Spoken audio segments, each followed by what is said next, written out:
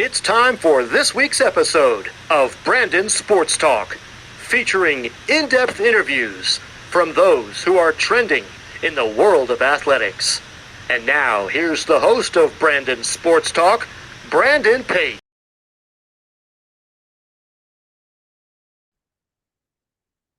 Welcome back to Brandon Sports Talk. In today's episode, I have the privilege of interviewing the Galouettes Alomato's assistant women's ice hockey coach, Coach Pat Carroll. How are you doing today? I'm doing great, thanks. Thank you. Can you talk about how you knew that you wanted to get started in coaching in college women's ice hockey? Well, I think it started back. My daughter Molly played for Gustavus back in 2012, 2016, and I was actively involved in coaching her youth teams. And then, as we talked before we started the recording here, my oldest brother Mike has been the head coach at Gustavus for 25 years. So, kind of in the back of my mind, I thought, well, when my kids are done playing, and I also have a referee background, that at some point it'd be kind of fun for me to join his staff. And he was very accommodating, let me join his staff back in 2015. What was that experience like getting to play ice hockey for Minnesota State Mankato? It was great. My older brother Steve, who was part of our coaching staff as well, team won the national championship at Mankato in 1980. That was back when it was Division II. And Mike, the oldest brother, played there as well in the mid 70s. So it was kind of a natural for me to end up playing at Mankato, and I had a great experience, great teammates. It was a lot of fun. Of course, what was that feeling like for you getting to put on that uniform and representing Mankato? Knowing the history they had before, like I mentioned, in 1980, they had won the national championship. In 1981, they were third place runner-up. So when I showed up in the fall of 1981, it was the expectation and the bar was pretty high. So going to a program like that was a lot of fun. And so I just knew that that was a place for me. Of course, what were some of your biggest accomplishments in college on the playing ice field? Well, personally, I was a two-time All-American, the second all-time leading scorer for Mankato. But more importantly, our team had some great success. We were 3 of my 4 years. We went to the national tournament, and I had the pleasure of playing against greats like Joe Lotto. We had some great battles when he was a star at Bemidji State. So just a lot of fun and a lot of great hockey back then. After your college time, what was it like getting into refereeing before becoming a coach? The referee has always been part of our family blood. My dad refereed in the 70s and early 80s, and my little brother Jimmy and myself were fortunate to get involved in Minnesota State high school tournaments. I believe I've refereed 6 final games in Minnesota State high school, including girls. So really exciting. I think it really helped me as I became a coach in my later years to see the game from a different angle than simply just from a player or a coach from behind the bench. Of course, what was that feeling like for you coming to Gustava and getting to join the coaching staff with your brothers? It was kind of like I mentioned, kind of a back in my mind, kind of a dream come true. We're all a couple years apart in age. We all kind of went our different ways. But to be able to have Mike to give me the opportunity to coach, his program that has been very successful. Certainly, I was nervous in the beginning because he had things rolling pretty good, and I didn't want to be the one that put the train off the tracks. So he was um, uh, very accommodating and let me join, and it's been a great ride since. For you, what was that feeling like stepping onto the ice as an assistant coach? It was really exciting because I know the competitive academic world that our kids at Gustavus compete in, and their day-to-day schedule is packed with things that I can only imagine. And then by the time they come on the ice with us at 4 or 5 o'clock in the evening and giving us our full attention, I was just excited to be part of their day. We really value the attitudes of the kids. And so knowing that they're going to be, ready for a grinding 2-hour practice and want to do that every day, it was something that I was excited to be a part of. Can you talk about, of course, the culture that you've started to help to build for the Gustavus women's ice hockey program? That started long before me. I saw it, like I mentioned, when my daughter was a player there in 2012 to 2016. I just knew the culture. I knew how tight the kids are. I knew the academics. And I was just excited to be part of that, knowing that these kids, for most of my coaching career, there wasn't much hockey, women's hockey after the college game. And knowing that if I can be a part of their 4 years of their final competitive coach or hockey uh, career and give them something that maybe helps them be better, then that was a real exciting for me. For you, what does a typical game day look like for a coach versus for your players? For us, for me as an assistant coach, I generally get there a couple hours in advance before the kids, before the game starts. Previous to that, we would have gone over some film. We would have gone over a scouting report. And then Mike and I would go over anything that has happened since I was last at practice, which maybe would have been like maybe the day before. Any injuries, any sicknesses, any changes to the game plan. And then as an assistant coach, sometimes your role is to you kind of be, I'm going to use this term loosely, friends of the kids, meaning that they can come to me with any problem or concern they may have, something they may not go to the head coach with. So I make myself available to discuss anything they may have, and then we get ready for game time. Who are some of the teams in your conference that you compete against each week? We have great battles with all of our teams in our conference. Augsburg, a school here in the Twin Cities, is a real good rivalry. Unfortunately, we lost St. Thomas to the Division I ranks. That was a great rivalry with us. But anybody in our MIAC conference is really a good test for both of us. And so St. Mary's, Augsburg, Hamlin, St. Kate's, Concordia, Moorhead, these are all great schools and great coaches, and we have really great competitive games. What is that home game atmosphere like when teams like St. Mary's comes to home versus going to Riverfall away? We pride ourselves in our attendance. I don't quote me to this, but I think in the last couple of years we've certainly been in the top 3 or 4 in overall Division III women's ice hockey attendance. One of our big recruiting tools is that we have a rink right on campus, and that the kids don't need any sort of transportation to get to the game, to get to practice, and our students can walk simply from their dorm room right to the game. Of course, how is that experience like having that rink on campus, as you said, versus, let's say, having it away? Like I mentioned, we use it as a big recruiting tool. Is that when we talk to prospective student athletes and their parents, we sell the fact that everything is right here. Nowadays, sometimes kids want to have vehicles at school and want to be able to go different places, which we understand. But from a parent's perspective, if I know my student athlete is getting sick, needs some attention, everything's right there. The ice rink. And then that locker room becomes a bonding and a meeting spot for the kids as well. Is that between classes, kids are always hanging out in the locker room, and that certainly helps the bonding of the program for sure. What does that recruitment process look like for those prospective student athletes? And as a coach, what do you look at in those prospective student athletes? Well, Minnesota hockey is kind of a hotbed for our high school hockey, so we pay a lot of attention to that. Right now, this is where the showcases are in the different tournaments, so we'll be actively out to those in the next couple of months. Typically, we'll see a ton of high school games during the season. We like to see kids in person. We get a lot of video, but we know the video is a good start. But we like to see the kids in person. We like to talk to their coaches. We like to talk to the parents. And typically at a high school game, we'll talk to the student athlete after the game to try to get a read to see if they'll be a good fit for Gustavus. If that is something that all the boxes gets checked when we do that, then we invite them down for a campus visit. And that's where Mike, the head coach, kind of takes over and shows them all of our program, goes over the history, and is real candid with the student athlete of whether or not they could fit in our program. As a coach, what is it like seeing those freshmen put on that ice hockey jersey for the first time for Gustavo? It's pretty exciting. The Three Crowns is how the kids refer to it. Is once we identify our athletes that we're going to make the team for the year, They certainly get a jersey assigned, and just watching the excitement of them, knowing that all the hard work they put in from a U10 player to a high school player, that all this hard work has paid off, and now they're on a team that in the past couple of years have had a lot of success.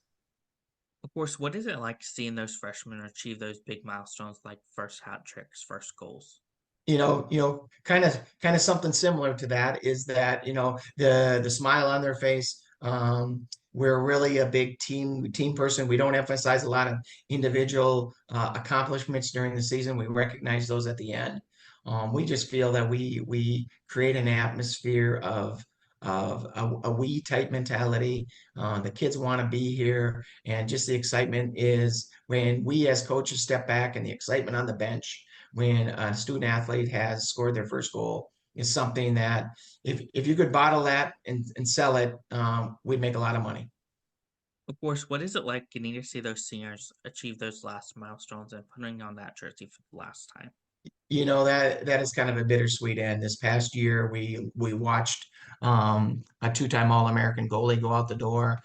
We also lost our two-time Player of the Year, Katie McCoy and Haley Holland, who I'm speaking of. So watching those kids come in as freshmen, watching them develop over the 5 years that they were there, the success they had, it's almost like a parent, right? It's like you watch your parent as a parent, your kid graduate from high school or in college.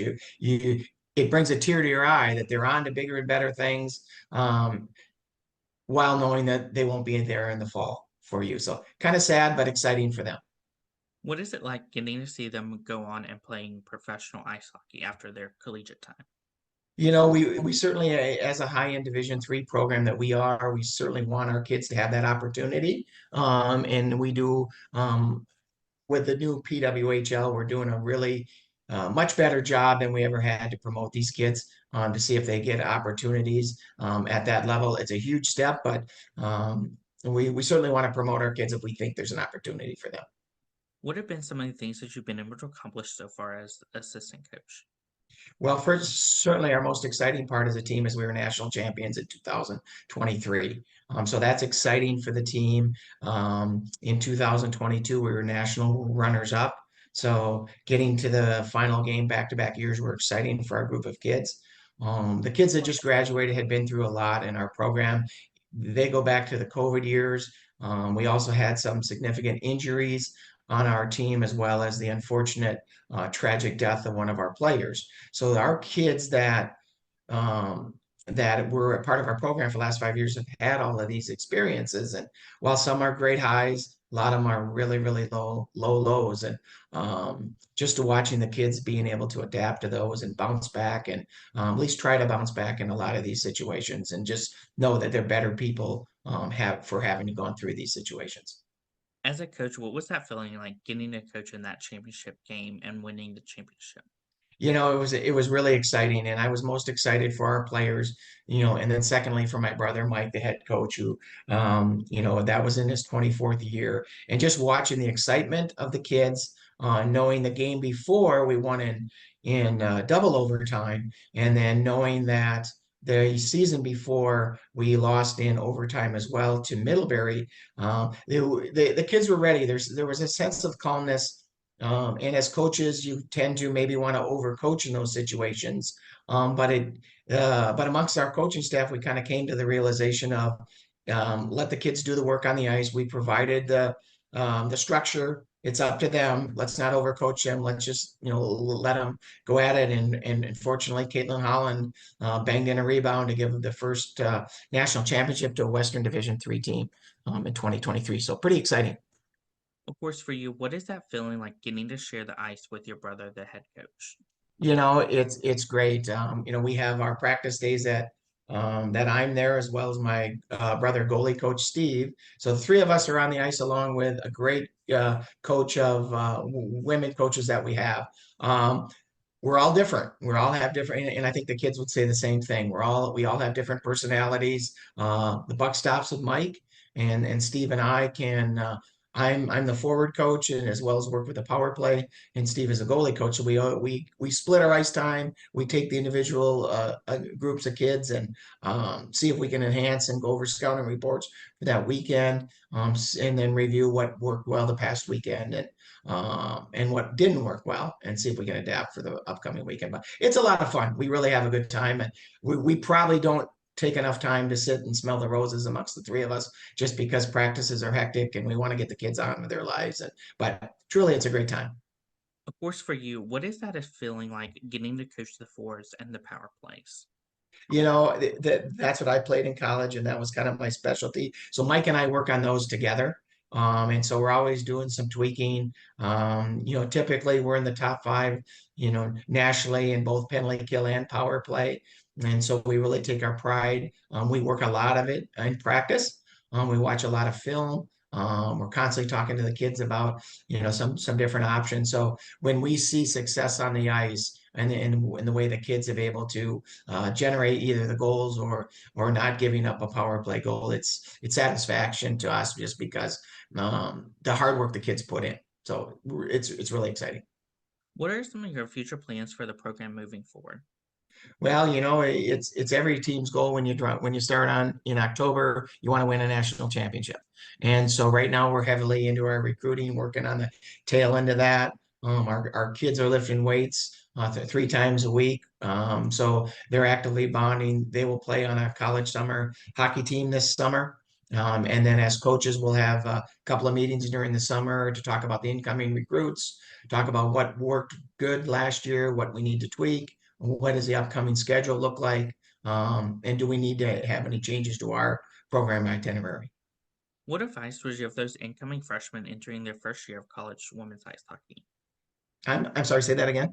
What advice would you give those incoming freshmen entering their first year?